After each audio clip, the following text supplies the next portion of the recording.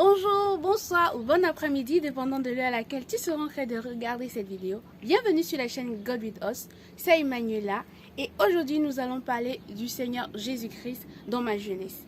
Pour ceci, nous avons décidé de poser quelques questions à des jeunes qui vont nous dire comment est-ce qu'ils vivent leur relation avec le Seigneur, comment ils l'ont rencontré, est-ce qu'ils sont épanouis dans leur jeunesse avec le Seigneur et écouter quelques conseils venant d'eux pour les jeunes. Mais pour cela, nous allons, avant de leur laisser nous répondre à nos questions, nous allons lire ce verset d'Ecclésiaste 11:9 qui dit « Jeune homme, réjouis-toi dans ta jeunesse, livre ton cœur à la joie pendant les jours de ta jeunesse, marche dans les voies de ton cœur et selon les regards de tes yeux. Mais sache que pour tout cela, Dieu t'appellera en jugement. » Pour chaque chose que nous faisons ici sur terre, le Seigneur nous appellera en jugement. Alors écoutons-les et j'espère que chacun de nous a pris la bonne décision pour sa vie. A tout de suite, ne rate pas ça, c'est tout de suite.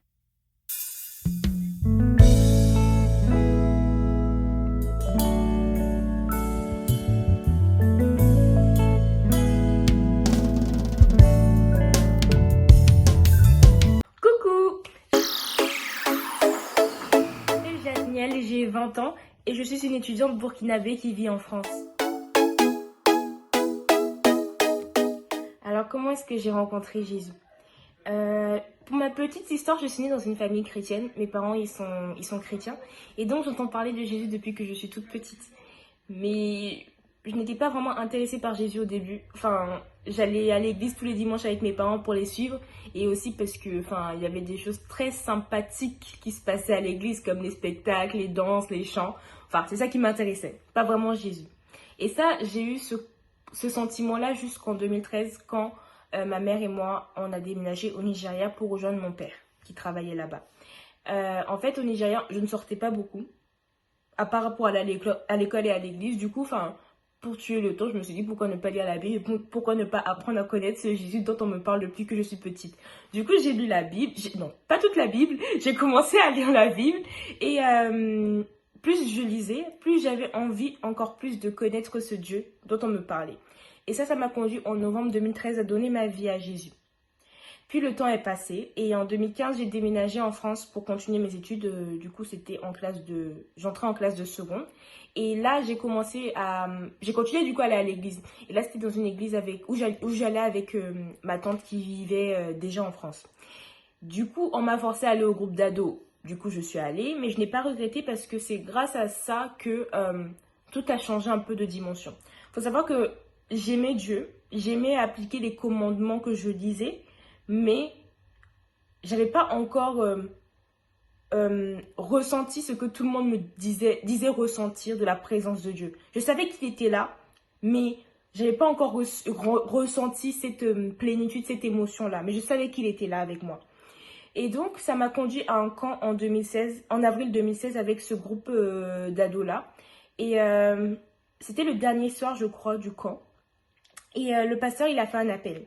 Il a dit, si vous voulez suivre Jésus toute votre vie, levez-vous, prenez une pierre et avancez-vous. La pierre, c'était juste un symbole. Du coup, c'était juste un symbole, c'était tout. Et je me suis levée, j'ai pris la pierre, je me suis avancée.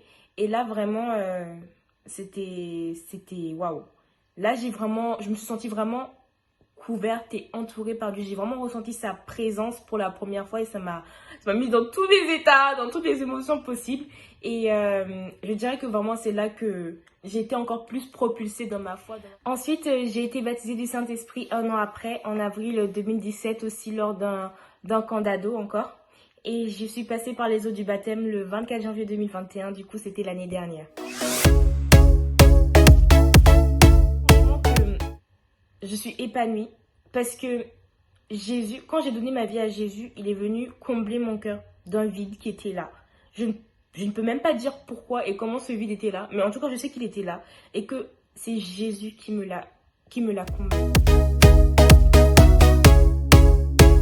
Alors, si je dois citer une super belle expérience que j'ai vécue avec Jésus, je suis très ce qui s'est passé en première année post-bac. Du coup, j'étais en première année de prépa MPSI. Et il faut savoir que la période de septembre, du coup, la rentrée à décembre a vraiment été difficile pour moi. Vraiment, c'était dur. Déjà, le rythme, j'étais pas habituée à avoir cette pression-là. Et émotionnellement, j'étais vraiment au plus bas, j'étais abattue, j'étais à la ramasse, franchement, ça n'allait pas du tout. Et j'ai crié à Dieu, j'ai crié à l'aide à Dieu, j'ai dit, Seigneur, j'ai besoin de toi, j'ai besoin de ton aide, je peux pas. Si tu ne viens pas à mon aide, je pourrai pas. Clairement, je ne tiendrai pas.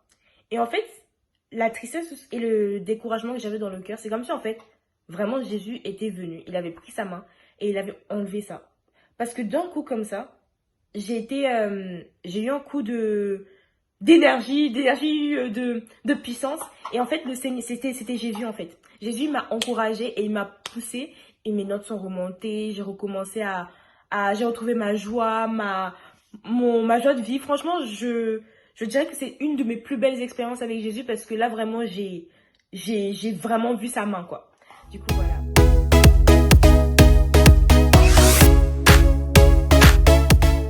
Alors, je dirais qu'un de mes plus grands challenges en tant que chrétienne, c'est la gestion de mes émotions. Je suis une personne assez émotive et il m'arrive encore, même aujourd'hui, d'avoir tendance à écouter mes émotions sur le coup, plutôt que de demander à Dieu de m'aider à les canaliser avant de faire le bon choix. Du coup, je dirais que c'est ça un de mes plus grands challenges en tant que chrétienne.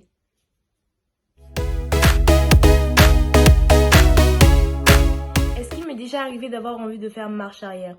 Pour être honnête, quand je suis en pleine épreuve, il y a souvent cette petite voix qui me dit « Mais si c'est ça la vie chrétienne, pourquoi tu continues ?» Et souvent quand j'entends cette petite voix et que vraiment je suis sous le coup de l'émotion, je médite sur ce que cette petite voix me dit. Mais après, merci Seigneur, Dieu me rattrape. Et il y a toujours ce verset-là qui monte dans mon cœur, Romains 8, 28, c'est « Toute chose concourt au bien de ceux qui aiment Dieu ». Du coup, à chaque fois, ça me rappelle que peu importe l'épreuve dans laquelle je suis actuellement, toute chose concourt à mon bien parce que j'aime Dieu. Si je pouvais dire quelque chose à ceux qui pensent que donner sa vie à Christ jeune, c'est du gâchis, je dirais que c'est quand même assez dommage de penser ça. Parce que, étant donné que j'ai donné ma vie à Christ assez jeune, franchement, je peux dire que déjà, c'est un choix que je regretterai jamais. Parce que je suis sûre que ça m'a préservé de plein de choses, de plein de problèmes inutiles. Des choses que je suis sûre que j'aurais fait si je n'avais pas connu Jésus assez tôt. Et aussi, je veux dire que en tant que jeune en Christ, parce que j'ai 20 ans aujourd'hui, du coup, je suis toujours considérée comme jeune, il existe plein de façons de s'amuser tout en restant en accord avec les commandements de Dieu et ce que Dieu veut de nous. Alors, ça va peut-être être cliché ce que je vais dire, mais vraiment, si je pouvais mettre des mots sur ma relation avec Jésus, c'est que je dirais que c'est mon meilleur ami parce que vraiment, je lui dis tout. Vraiment, c'est mon confident. Je lui dis tout. Vraiment, je sais pas quoi dire de plus, mais je dirais ça, quoi.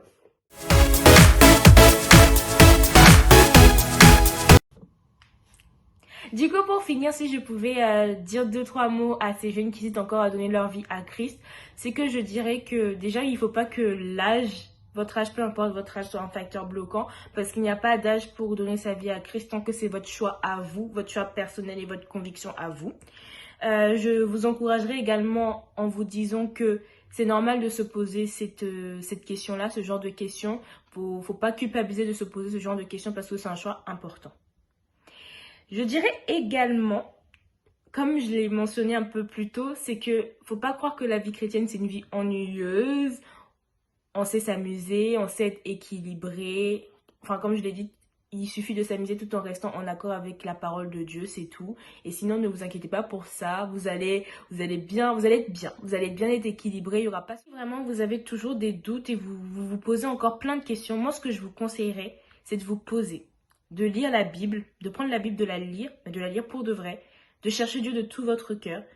Et ce qui est beau, c'est que Dieu, il a promis dans sa parole que quand on le cherche de tout notre cœur, il se laisse trouver par nous, dans Jérémie 29, les versets 13 à 14.